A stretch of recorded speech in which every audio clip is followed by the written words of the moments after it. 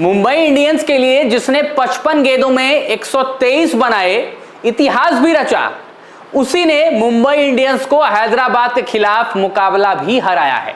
सुनकर चौंक गए होंगे। इस फ्रेम में आपको रियान रिकल्टन कहीं नहीं दिखाई दे रहे हैं। यहां पर तो आप चौंक गए होंगे, ये तो ट्रेविस हेड हैं और यहां गेंदबाजी जो है वो कर रहे हैं ट्रेंट बोल्ट और नॉन स्ट्राइक पर अभिषेक शर्मा हैं, है ना। तो यहां पर रियान रिकल्टन की बात कैसे हो रही है, क्योंकि 123 बनाना और उसके बाद फिर इनकी वजह से मुंबई इंडियंस का हार जाना, यह कैसे हो गया।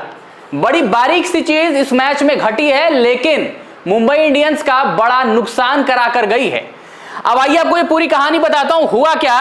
रियान रिकल्टन 55 गेंदों में 123 बनाकर तो जाते हैं, लेकिन उसके बाद ट्रेविस हेड का एक एज लगता है जिसको अपील ही नहीं करते रियान रिकल्टन, और उस वक्त ट्रेविस हेड मात्र 15-20 रनों की व्यक्तिगत रन पर बल्लेबाजी कर रहे थे। अब जरा ये ओवर देखिए ट्रेंट बोल्ट का, ये हैदराबाद की पारी का तीसरा ओवर था।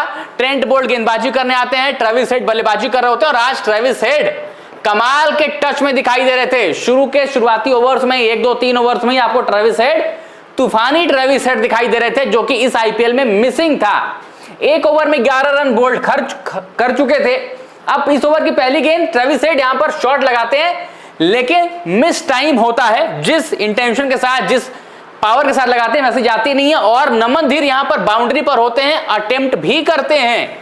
अगर शायद इस सही कैलकुलेटेड जंप होता तो one of the best IPL catches भी होता इस आईपीएल सीजन का, लेकिन नमन धीर से होती है गलती और ये बाउंड्री स्कर्टिंग्स पर गिरते हैं और ये मिलता है 6 रन ट्रेविस हेड के खाते में। ये देखिए नमन धीर ने कैच गैदर किया और फिर सीधा बाउंड्री स्कर्टिंग्स पर जाते हैं 6 रन।